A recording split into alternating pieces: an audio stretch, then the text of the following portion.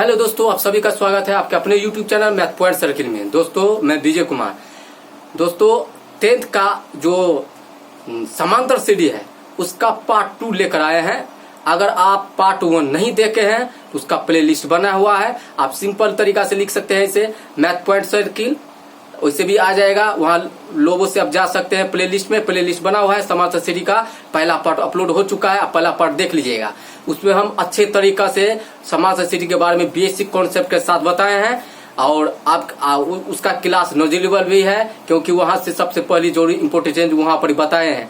ये पार्ट 2 है और पार्ट 2 में आज का समझिए समांतर सीढ़ी खत्म हो जाएगा और पार्ट 2 का भी बेसिक कॉन्सेप्ट के साथ बताएंगे। और बने रहिएगा इस क्लास में, वीडियो को स्किप मत कीजिएगा, क्योंकि आज का भी क्लास बहुत पावरफुल नॉलेजेबल है। तो चलिए आज का क्लास की ओर देखिए। ये समांतर सीढ़ी पार्ट 2 है। वैसे समांतर सीढ़ी के बारे में हम पढ़ा चुके हैं कि समांतर सीढ़ी किसे कहते हैं और कैसे कैसे इसको बनाया जाता है। पिछले के पहला पार्ट में हम बता चुके हैं। अब ये पार्ट 2 है। सीढ़ी ऐसे टाइप का सवाल पूछा गया है और पूछा जाता है। ये 10वीं क्लास का है और बिहार बोर्ड में ऐसा हुआ है, क्योंकि अगले साल कितना विद्यार्थी को बहुत ही कंफ्यूजन हो गया है कि अब बहुत सारे विद्यार्थी को पढ़ाई भी नहीं हो रहा है। तो हम चाहते हैं कि लाइव कोचिंग से, मतलब यूट्यूब के मदद से आप लोगों को ये संस्था से प्रभावित किया जाए। तो चलिए देखिए, सीढ़ी 1 + 4 + 7 + 10 + ... को 20 पदों तक जोड़िए। ऐसा टाइप का क्वेश्चन बहुत बार पूछा गया है 10th में। बोर्ड परीक्षा में कितना बार रिपीट किया है। तो सबसे पहले 20 पदों तक जोड़िए।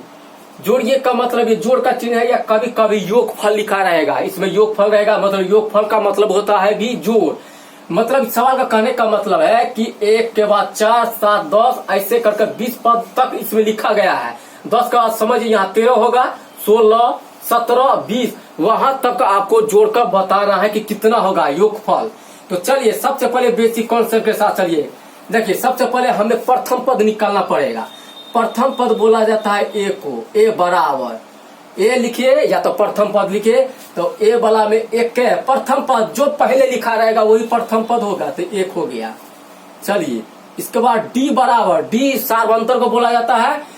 तो डी मतलब दूसरा पद माइनस पहला पद। तो 4 में से 1 को घटाएंगे तो हो जाएगा 3, क्योंकि इस चीज के बारे में हम पिछले क्लास में हम बेसिक कॉन्सेप्ट के साथ बता चुके हैं कि डी कैसे निकाला जाता है और एपी किसको बोला जाता है।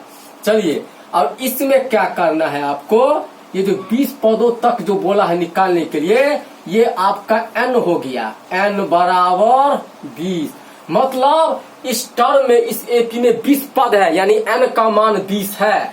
अब बोलेगा योगफल निकालने के लिए। पिछले क्लास में 20वां पद 21वां पद निकालने का तरीका बता चुके हैं। आइए योगफल वाला है, इतना पदों तक जोड़िए या योगफल निकालने, सो है। ये टाइप 2 है। चलिए इसका फॉर्मूला होता है Sn बराबर n/2 2a + n-1 into D. ये आपका फॉर्मूला हो गया। देखिए इसका पार्ट 2 ये बनेगा। पार्ट 2 का एक फॉर्मूला मैंने पिछले क्लास में बता चुके हैं। एनवा पद निकालने के लिए, ये योगफल निकालने के लिए ये फॉर्मूला का आपको इस्तेमाल करना पड़ेगा। इसको याद रखिएगा बड़ी सिंपल तरीका से। ऐसा टाइप का फॉर्मूला पिछले क्लास में वो हुआ था एनवा पद निकालने के लिए। तो चलिए एन कितना है तो लिखिए 20, तो 20 अब 2 है तो 2 कीजिए और 2 तो 2, ए का मान देखिए 1 है, प्लस एन का मान हो गया 20 माइनस 1 और डी का मान हो गया 3 हो गया। इसको काट दीजिए, 10 दूनी 20, 10 हो गया। 2 1 2 प्लस 20 में से घटाएंगे तो 19, 19 तिया 57, 19 तिया हो गया आपका 57 हो गया। चलिए 10 इंटू का मतलब होता है गुना। 57 में 2 को जोड़ दीजिए तो कितना हो गया 59 हो गया। 59 को 10 से गुना करेंगे तो कितना हो जाएगा 590। मतलब सिंपल है, 59 लिखिए 1 0 बैठा दीजिए, आपका आंसर तैयार है। देखिए कितना एकदम कॉन्सेप्ट के साथ पढ़िएगा, कोई दिक्कत नहीं। एक इस फार्मूला को आपको याद रखना पड़ेगा, n/2 2a + n-1 into D. और ये सब निकालने का तरीका आपको बता दिए पिछले भी क्लास में। वैसे ए मतलब प्रथम पद जो पहला लिखा है वही प्रथम पद। डी निकालने का दूसरा पद में से पहला पद को घटाएंगे तो डी निकलेगा और 20वां पद मतलब हो गया ये 20 पदों का योग हो गया। चलिए एक सवाल और देख लीजिए, कंफ्यूजन पूरा दूर हो जाएगा। अगर नहीं समझे होंगे तो इस वाला सवाल में आप जरूर पक्का समझ जाइएगा।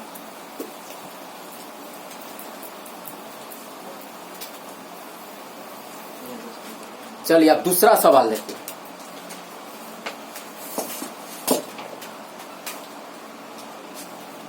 क्वेश्चन देखिए, जैसे इसमें एपी भी लिखा रहे, कुछ भी रहे, श्रेणी लिखा रहे या एपी लिखे रहे, बात एक ही है। 2 + 6 प्लस उसके बाद है 10 प्लस डॉट डॉट डॉट, ऐसे ही। और इसमें बोलता है 11 पदों तक योगफल निकाले। 11 पदों तक योगफल निकाले। तो देखिए सबसे पहली बात, श्रेणी लिखा रहेगा, कोई बात नहीं, श्रेणी एपी को बोलता है। और 2 + 6 प्लस ऐसे 11 पदों तक योगफल मतलब वही जोड़ निकालिए, बात एक ही हो गया। तो चलिए उसी प्रकार से ए बराबर लिखना हमें 2, ए मतलब प्रथम पद, जो पहले लिखा वही प्रथम पद हो गया। और सार्वंतर, या तो सार्वंतर ऐसे भी लिख लेते हैं, सार्वंतर, या इसको अंग्रेजी में डी से डिनोट करते हैं, सार्वंतर डी। तो सार्वंतर निकालेंगे, दूसरा पद माइनस पहला पद, मतलब 6 में से 2 को घटाएंगे तो कितना हो जाएगा, 4 हो गया। और इधर n बराबर आपका हो गया 11 पदों तक, मतलब इसमें 11 टर्म है, एनओ की संख्या 11 है। चलिए फार्मूला लिखिए, बस हो गया। जब योगफल निकालने के लिए बोलेगा तो Sn बराबर फार्मूला लिखिएगा, Sn बराबर n/2, 2a + n-1 × d, बस हो गया। n कितना है 11, तो 11/2, 2a का मान 2 है, प्लस n का मान आपका हो गया 11 -1 और d का मान 4। चलिए 11/2, इसको ऐसे ही रहने दीजिए क्योंकि ये कटता नहीं है। 2 दूनी 4 और प्लस 10 में से घटाएंगे तो कितना होगा, 11 में से एक जाएगा तो 10 चौक हो गया कितना, 40। अब इसको दोनों को जोड़ दीजिए, 11/2। इंटू का मतलब होता है गुना। तो पहले कोष्ठ वाला काम कीजिएगा, ऐसे नहीं कि पहले 2 से गुना कर दीजिएगा। 40 और 4 हो गया कितना, 44। इसको 2 से काट दीजिए, 22 दूनी 44, 22 और 11 को गुना कर लीजिए, बस सिंपल तरीका है। 22 11 2 हो गया, 2 4 2 242। आपका आंसर तैयार है। देखिए कितना फास्ट ट्रिक है, और इसको मेथड से ही बना पड़ेगा क्योंकि ये सब्जेक्टिव है, आपको 2 नंबर में पूछा जाता है इस टाइप के क्वेश्चन को, तो स्क्रीनशॉट भी ले सकते हैं। चलिए अब अगला सवाल एक और देख लीजिए।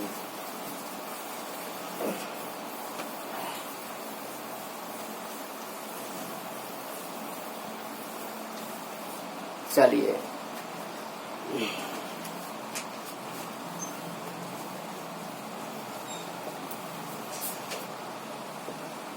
क्वेश्चन 0 और 50 के बीच, 0 और 50 के बीच की विषम संख्या का योगफल कर दी। विषम संख्याओं का योगफल निकाले। देखिए ये पावरफुल सवाल है। इस सवाल को आपके बिहार बोर्ड में 10th का क्लास में बहुत बार पूछा गया है इस क्वेश्चन को, तो ये सबसे मस्त सवाल है। इस सवाल को ध्यान पूर्वक से देखिएगा। 0 और 50 के बीच की विषम संख्या का योगफल निकाले। वैसे अगर विषम संख्या बोलेगा 0 और 50 के बीच में तो उससे होता है 25 ठो, हमें मालूम है। इसको डिवाइड कर दीजिए 2 से, उससे भी निकल जाता है। ये ट्रिक है, लेकिन आपको कॉन्सेप्ट के साथ बताएंगे कि इसमें 25 टू कैसे निकलेगा। तो सबसे पहले बात है कि 0 और 50 के बीच विषम संख्या बोलता है, तो पहले विषम संख्या आप जानते होंगे या नहीं जानते तो समझ लीजिए। विषम संख्या होता है जो 2 से नहीं पूरा कटे, उसी को विषम संख्या बोला जाता है। तो सबसे पहले इसको ऐसे लिखिएगा, जैसे एपी करके लिख सकते हैं, या नहीं भी लिखेंगे एपी, अगर पूछेगा कि कैसे होगा विषम संख्या तो देखिए सबसे पहले देखिए 1 लिखिए, ये विषम संख्या है। 2 लिखेंगे तो 2 नहीं होगा, 2 सम संख्या होता है। 3। जो 2 से पूरा पूरा नहीं कटे वही होगा विषम संख्या। 5 ना 7, ऐसा ही डॉट डॉट डॉट। अब बोला है 0 और 50 के बीच ना, मतलब 0 से स्टार्ट हुआ है तो 1 तो ले सकते हैं, 3 5 7। 50 के बीच या 50 तक, तो 50 तो सम संख्या होता है तो 50 तो नहीं लेंगे, 50 तक है तो 50 से पहले विषम संख्या कितना होगा 49 ना, क्योंकि ये 2 से पूरा पूरा नहीं कटेगा। आप बोलिएगा 48, 48 कट जाता है 2 से, इसलिए नहीं लेंगे। ये आपका लास्ट टर्म हो गया, समझे, ये आपका लास्ट टर्म हो गया। इतना का मतलब योगफल आप निकाले, ये आपका एपी हो गया। इसका योगफल या तो जोड़, ऐसे समझ सकते हैं, जोड़ निकाले ना। तो देखिए पहले हम सजाए हैं एपी में कि 0 और 50 के बीच में कितनी विषम संख्या हो सकते हैं, तो 1 3 5 7 ऐसे ही निकालते निकालते 50 नहीं लेंगे क्योंकि ये सम संख्या, हमें तो विषम संख्या से मतलब है। तो ये हो गया लास्ट टर्म 49। तो बस निकालने का तरीका इसी प्रकार से। तो देखिए ये अंतिम पद है, ये लास्ट है, ये अंत वाला है। तो देखिए अगर डायरेक्ट चलेंगे तो डायरेक्ट से निकल जाएगा, लेकिन हमें प्रोसेस से चलना है। तो सबसे पहले आप क्या कीजिए, a बराबर 1 और d बराबर हो गया 3 में से गया तो 2 ना, ये n बराबर हो जाएगा 49, क्योंकि ये अंत वाला पद है, लास्ट टर्म। यानी n पद निकालने के लिए आपको पिछले क्लास में बताए होंगे, जब सिस्टम मतलब एपी में जो दिया रहता है श्रेणी, उसमें जो लास्ट होता है n पद होता है। तो चलिए पिछले फार्मूला से n पद निकालने के लिए फार्मूला बताए होंगे ना, Tn बराबर a plus n-1 into D. तो देखिए ये आपका अंतिम पद मतलब हो गया Tn। आपको समझाने के लिए n लिखे हैं, इसलिए कि आपको मतलब प्रॉब्लम न हो। ये आपका अंतिम पद का मतलब हो गया Tn। तो यहाँ देखिए कितना है Tn 49, तो लिखिए 49 अब बराबर ये कितना है 1 प्लस n नहीं पता है -1 और d का मान 2। ये जो n निकलेगा वही पूरा बताएगा योगफल के बारे में। चलिए 49 बराबर 1 प्लस, अच्छा इसको गुना ऐसे कीजिएगा, इसको ऐसे इसको ऐसे, पूरा क्यों नहीं, ये कोष्ट में है, सिर्फ इतना ही को गुना होगा। 2 को n से गुना करेंगे तो 2n और -2 को 1 से गुना करेंगे तो 2 हो गया। चलिए 49 बराबर, अब इधर देखिए 2n लिख सकते हैं आराम से, ये 2n एक जाति का है, -2 अब +1 है तो -2 में से घटाएंगे तो -1 हो जाएगा। और 49 ये माइनस वाला है तो इधर प्लस लेकर आएंगे, 1 कर देंगे, इसको 2n लिख देंगे। 49 1 50 बराबर हो गया 2n, 2 से भी काट सकते हैं, 25 दूनी 50, n बराबर कितना हो गया 25। मतलब आपके इस श्रेणी में विषम संख्या कितना होगा 25 होगा, 0 और 50 के बीच में। तो ये तो n का मान निकला है 25, लेकिन हमें तो योगफल निकालना है। तो योगफल निकालने के लिए एक फार्मूला आपको अभी बताए होंगे, Sn बराबर n/2 2a plus n-1 into D. तो चलिए n का मान अब ये निकाले हैं 25, तो लिखिए 25/2 2a, a का मान देख लीजिए 1 है, और प्लस n का मान कितना निकाले हैं 25, और इधर हो गया -1, और d का मान है कितना, d का मान है 2 हो गया।